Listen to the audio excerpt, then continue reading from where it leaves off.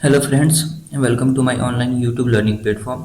तो आज हम लोग स्टार्ट करने वाले हैं आपका जो सेमेस्टर 2 है, जो आपका एसी पेपर 2 है इकोनॉमिक्स, वो हम लोग स्टार्ट करने वाले हैं। तो सबसे पहले आपका उसमें हम लोग यूनिट 1 कवर करेंगे। तो देखते हैं इसमें हम लोगों को क्या पढ़ना है। तो जो सबसे पहला टॉपिक है वो है आपका अर्थशास्त्र की परिभाषा।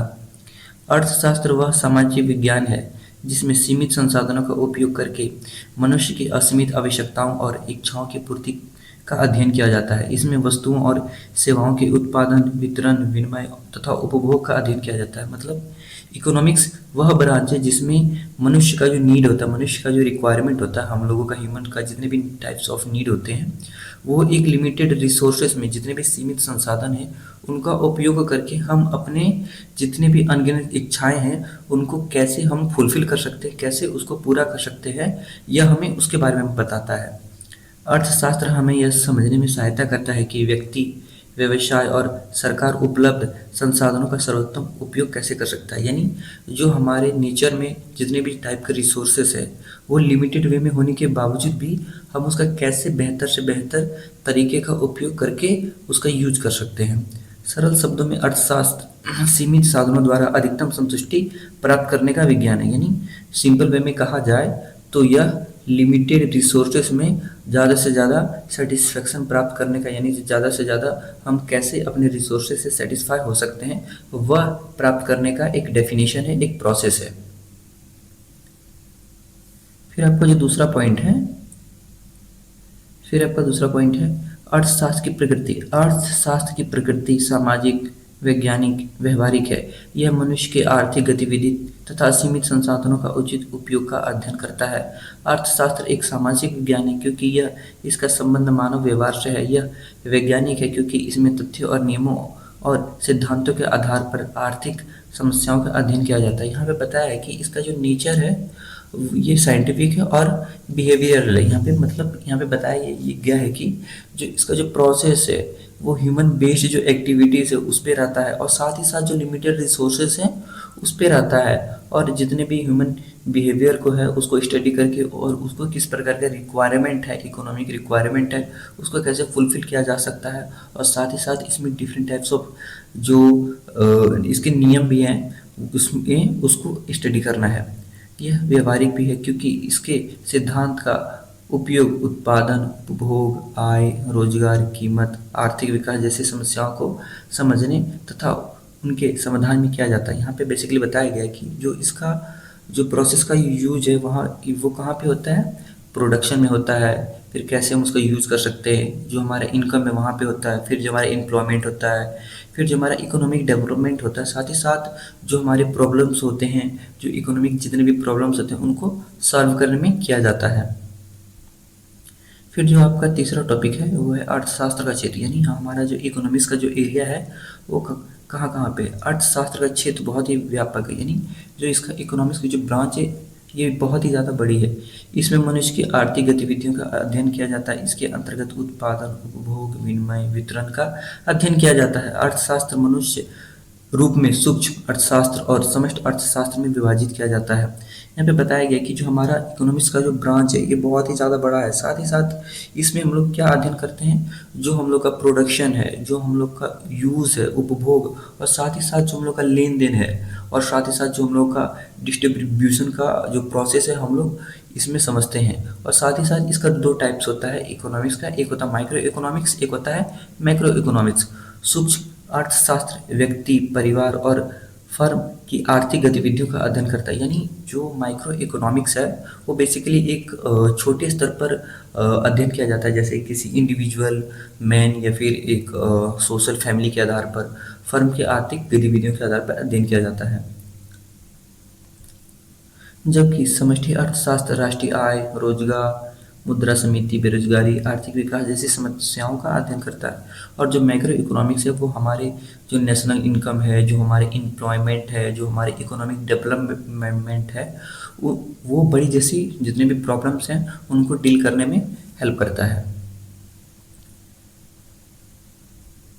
फिर आपका है सूक्ष्म अर्थशास्त्र। सूक्ष्म अर्थशास्त्र जैसे अभी हम लोगों ने पढ़ा, अभी टाइप्स के बारे में पढ़ा हमने, लेकिन अब जो हम लोग पढ़ेंगे वो हम लोग उसका विशेष जो डिटेल्स है सूक्ष्म अर्थशास्त्र का वो पढ़ेंगे।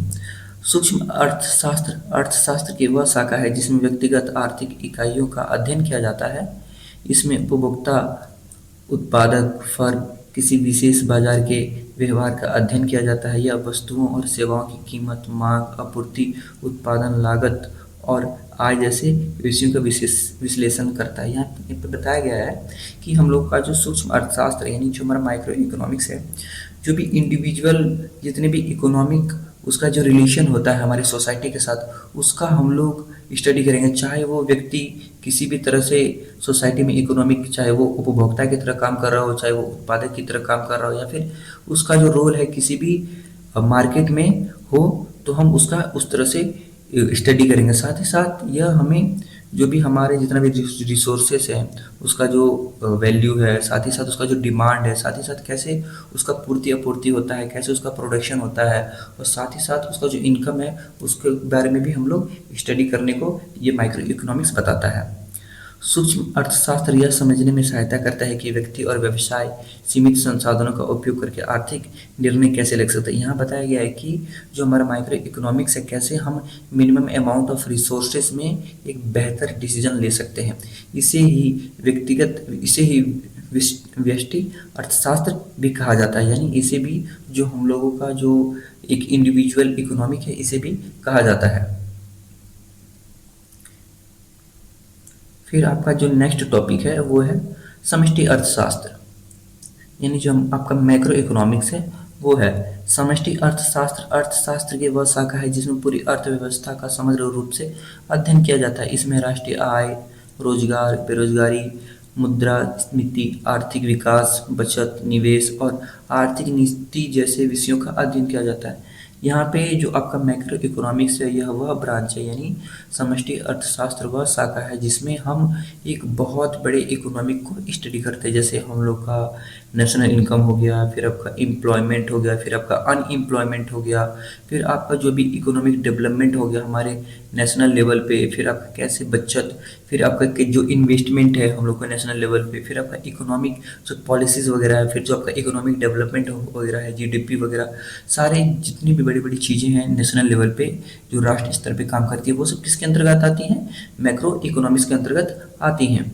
यह समझने का प्रयास करता है कि देश की अर्थव्यवस्था किस प्रकार काम करती है, उसमें होने वाले बदलावों को क्या प्रभाव पड़ता है। समष्टि अर्थशास्त्र सरकार को आर्थिक समस्याओं के समाधान और देश के आर्थिक विकास के लिए उचित नीतियाँ बनाने में सहायता करता है। यहाँ पे हम लोगों को जो मैक्रो इकोनॉमिक्स है ये हम लोगों को बताता है कि हम लोगों को क्या क्या इकोनॉमिक चेंजेस करने, हम लोगों को क्या क्या इकोनॉमिक डिसीजन लेने यानी आर्थिक निर्णय लेने हैं, हम लोगों का देश का कंडीशन क्या और हमारे पास कितने रिसोर्सेस है उसके आधार पर हम लोगों को एक जो लॉ बनाने में हेल्प करता है हम लोगों का।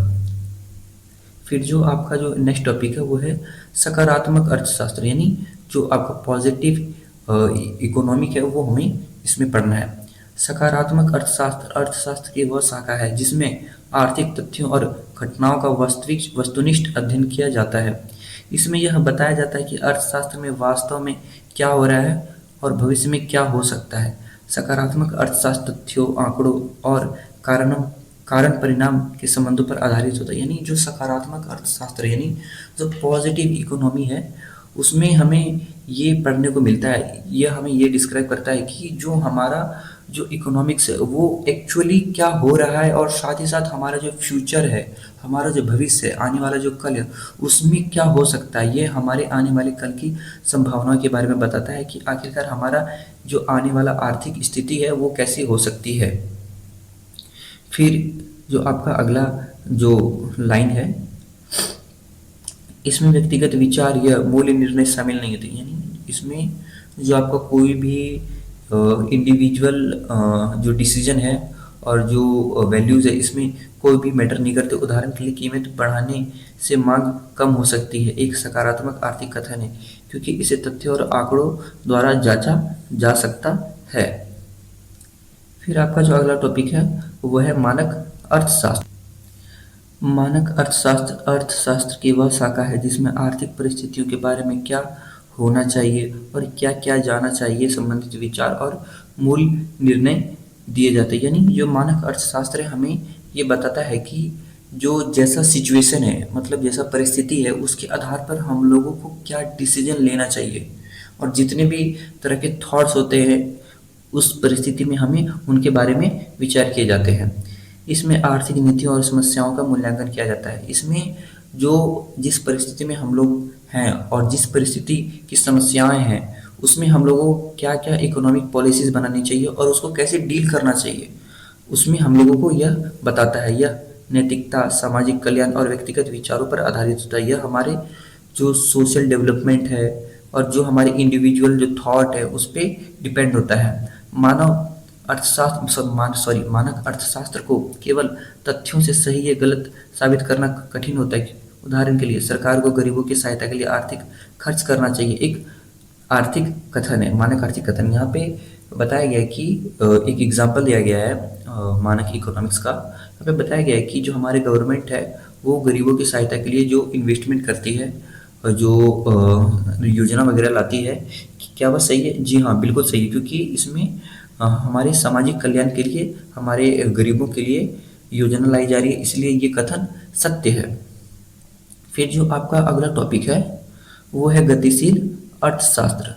गतिशील अर्थशास्त्र अर्थशास्त्र की वह शाखा है जिसमें आर्थिक चर घटनाओं में समय के साथ होने वाले परिवर्तन का अध्ययन किया जाता है।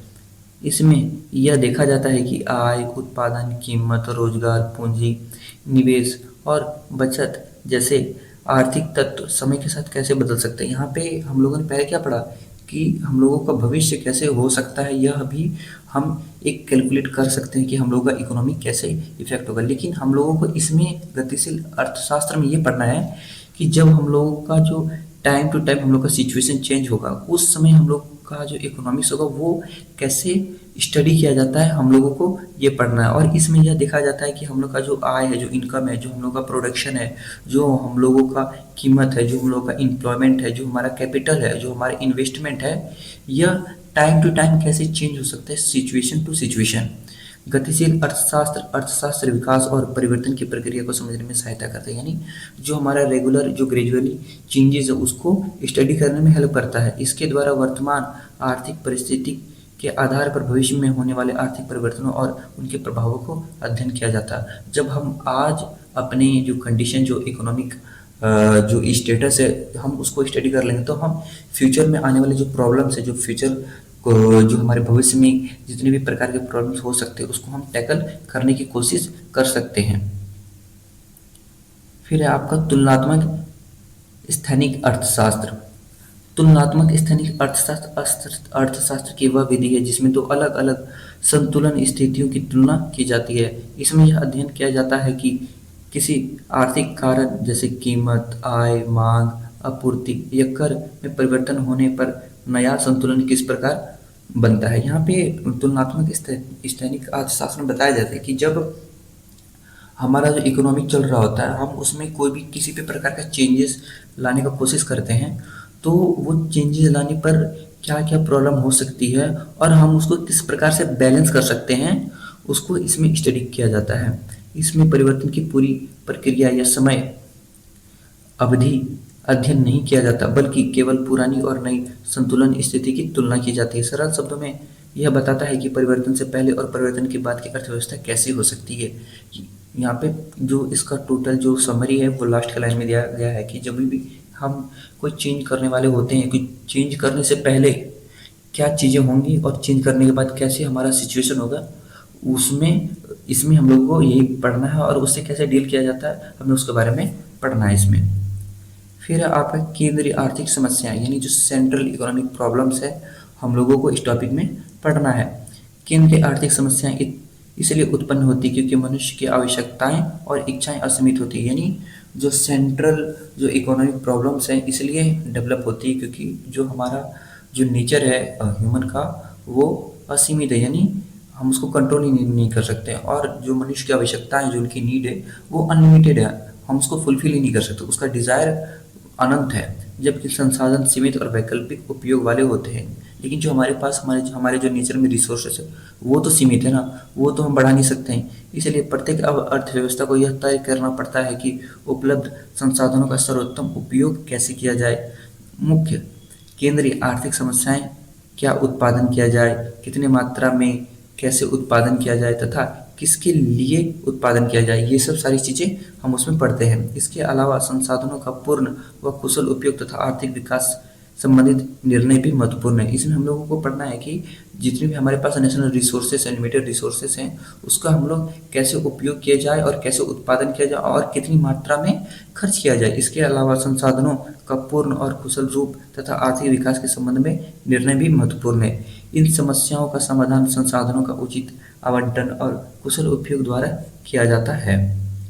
फिर जो आपका अगला टॉपिक है वो स्कार्सिटी एंड चॉइस। अर्थशास्त्र में स्कार्सिटी का अर्थ है मानव आवश्यकता की असीमित, जबकि उन्हें पूरा करने के लिए उपलब्ध संसाधन सीमित है। संसाधनों के कई वैकल्पिक उपयोग होते हैं, इसलिए व्यक्ति, व्यवसाय और सरकार को चुनाव करना पड़ता है कि उपलब्ध संसाधनों का उपयोग कहाँ किया जाए। किसी एक विकल्प को चुनने पर दूसरे विकल्प को छोड़ना पड़ता है, जिसे अवसर लागत कहा जाता है। इस प्रकार स्कार्सिटी आर्थिक चुनाव की मुख्य समस्या है। फिर जो आपका अगला टॉपिक है वो है प्रोडक्शन पॉसिबिलिटी, जो आपका है वो पढ़ना है। चलिए एक एक करके इसमें देखते हैं। पीपीसी या पीपीएफ यह एक वक्र है जो दिए गए संसाधनों और तकनीकों का पूर्ण एवं कुशल उपयोग करके दो वस्तुओं के उत्पादन का अधिकतम संभावना या संयोजन को दर्शाता है। यानी जो पीपीसी है यहाँ पे बेसिकली बताया गया है कि यह जो हमारा रिसोर्सेस है उसका हम कैसे कंप्लीट यूज करके हम अधिक से अधिक लोगों की नीड को फुल कर सकते हैं और अधिक से अधिक पॉसिबिलिटीज़ को शो कर सकते हैं। यह स्कार्सिटी, चॉइस, अपॉर्चुनिटी कॉस्ट की अवधारणाओं को समझने में सहायता कर सकता है। पीपीसी पर स्थित बिंदु संसाधनों के कुशल उपयोग को दर्शाता है, जबकि वक्र के अंदर के बिंदु संसाधनों के अपूर्ण उपयोग को दिखाते हैं। इसी के साथ जो आपका यूनिट 1 है वो ख़त्म होता है, तो हम लोग अगले लेक्चर में यूनिट 2 कवर करेंगे। इसी के साथ आप हमारे यूट्यूब चैनल को फॉलो करें और सब्सक्राइब करें। तो मिलते हैं हम लोग नेक्स्ट लेक्चर।